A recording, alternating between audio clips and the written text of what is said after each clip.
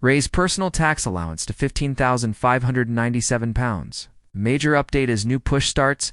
A massive campaign to get the personal tax allowance limit raise has taken a new step with the launch of a new push.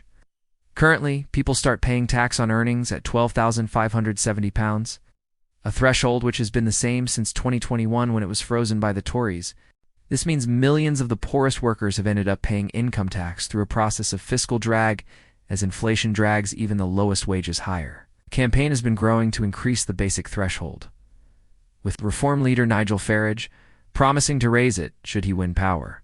However, so far Chancellor Rachel Reeves has refused to pledge to stop the freeze, with many fearing it will continue beyond 2028 when the autumn budget is announced later this year, with the country facing serious financial issues. A petition calling for the level to be raised to £20,000 on the Parliament website got a massive 281,792 signatures before it stopped accepting new supporters last month. It also prompted a Parliament debate where the Treasury claimed it would cost £50 billion. Now a new petition has been started on the Parliament website, calling for a more modest rise for the lowest rate to be increased to £15,597, which is what the creator Andy Hobson claimed it would be at had the government raised it, using the inflation rate. It also calls for the higher £50,000 rate to rise to £62,379.02. The petition called on the government to set the tax-free allowance at £15,597.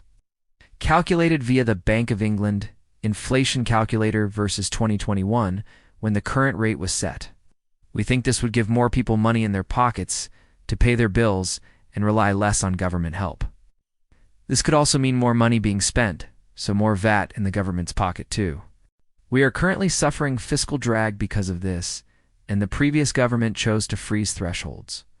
But we think this is a stealth tax. As we pay more for goods, our tax-free allowance stays the same, meaning we're getting poorer.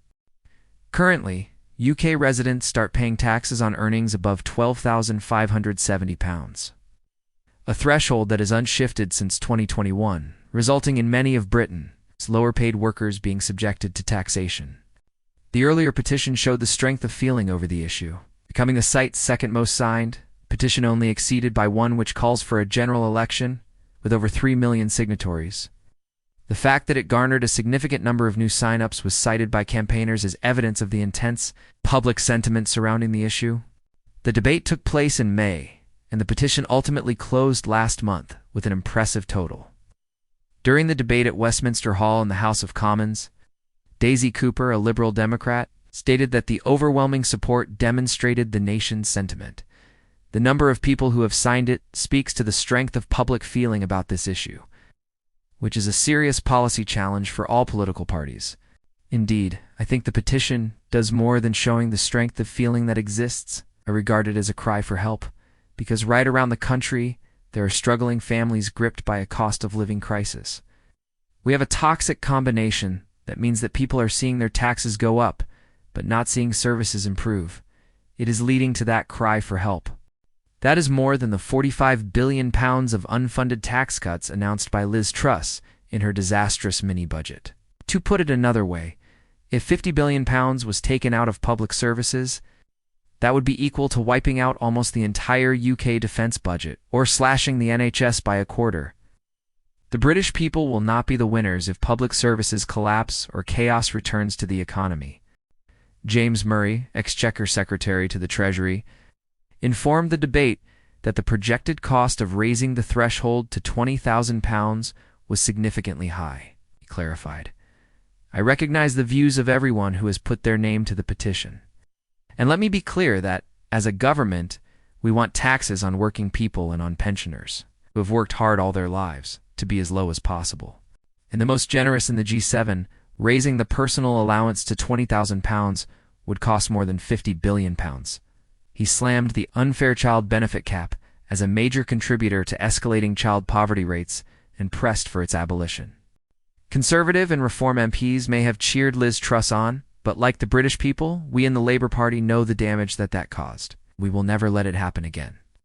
On the subject of the personal tax allowance, he stated, turning to the personal allowance, It is worth beginning by recognizing that the UK has one of the more generous personal tax allowances in the OECD.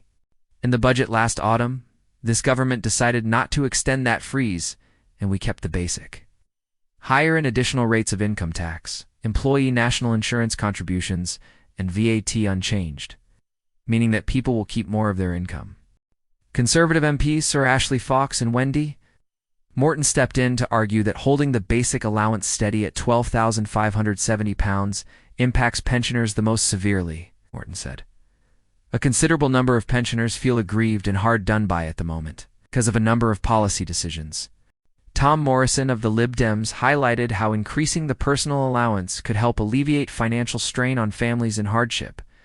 He implored the government to find ways to lower the tax burden, and criticized the Tories for increasing taxes through frozen thresholds, thus exacerbating the financial woes of numerous families and pensioners.